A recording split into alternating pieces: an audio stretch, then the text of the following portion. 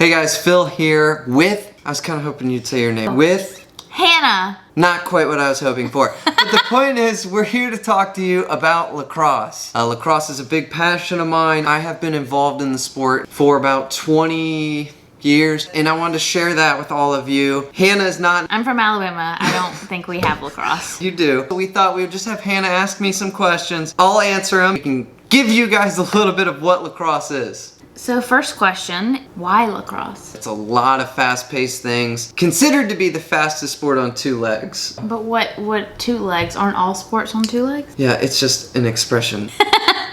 There's a lot of goal scoring. Okay. So problem I have with lacrosse. Here we go. I can't see the ball. Well, at the professional level, they've changed the ball to be the color of like a tennis ball to not only help the viewers see it, but help goalies. So having a white ball shot at you as a goalie, it's tough to see. They've changed that tennis ball color to make it a little easier on everyone to see. Okay, so what's the most obvious position that will be exciting for me as a viewer who doesn't know what I'm watching to watch? We can at least go over them and then maybe you can come up with something. So here's what a field looks like. See the midfield line? There's the goal. That circle is called the crease. That's what they call that circle around the goal. I have no idea. That's what they call that. The first position we'll talk about is called attack. There's attack. There's 3 attackmen per team. Now the attackmen can't cross midfield. Why? So, because they can't, it's the rule. I am representing the people who don't understand lacrosse. Okay, why is because that's the rule. The attackman can't cross midfield. And we don't know why. There's attackmen for both teams, they can't cross the midfield line. Okay. There's also a defenseman. Defenseman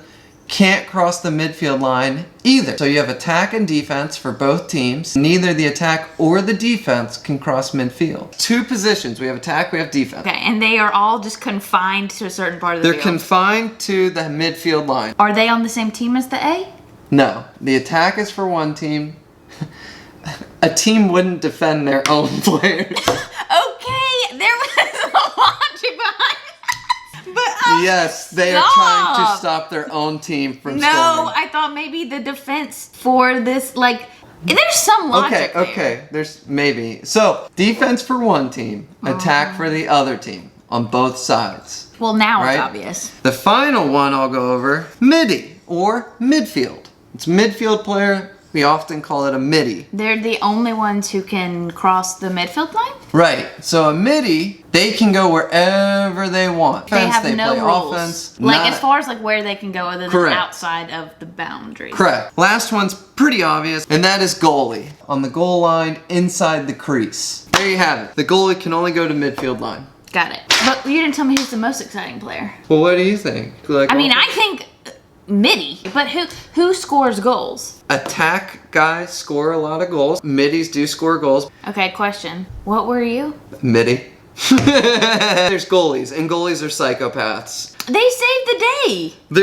They're standing in front of a ball that is 2.5 inches of solid plastic. Is it rubber? Solid rubber. They have like a high threshold for pain? I mean, yeah, because you have to get hit by the ball, but if you play attack, you're getting what they call the defense is chopping wood on you because they're just chopping away.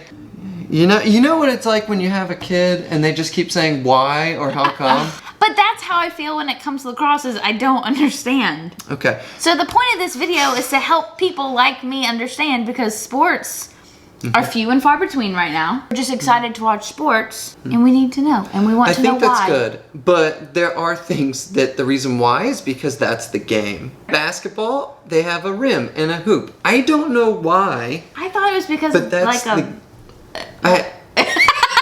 Okay, we won't get into that. Okay, so I'll give just a couple of simple rules here that really help. Number 1 is remembering those positions. The attack and the defense can only go to this midfield line, and that the middies can go everywhere. That's the number 1 thing you want to remember, so then you have an idea of who's on the field and what they're doing. Got it. Along with that, defensemen have really long lacrosse sticks. Okay. So you'll see those out on the field. Everyone has the same one, but the defenders have a really long lacrosse stick that they play with. Another rule that a lot of people don't know. If someone shoots the ball and the ball goes out of bounds on a shot, okay, whatever team is closer to where that ball went out gets the ball. So it has nothing to do with who shot the ball. Right. You will then often see both these players run as fast as they can right to where that ball went out of bounds. And the reason they're chasing that ball is because whoever can get to where that ball went out of bounds the fastest gets the ball back. And then the last point I'll bring up is that there's a shot clock. I feel like there's shot clocks in a lot of sports, and I just kind of don't know what they are, other than when it goes, like there's a problem. So you have a certain amount of time that you have to shoot the ball in, or the other team gets the ball. Okay. And the reason for that is to keep the game moving. Otherwise, the team could get the ball. So the white team doesn't have the ball the whole time. Right. So when a shot clock is going, what team is it for? Whoever has the ball, they have a shot clock. They have to get a shot. So the shot clock changes as soon as the ball changes hands to the other team. Yeah. Got it.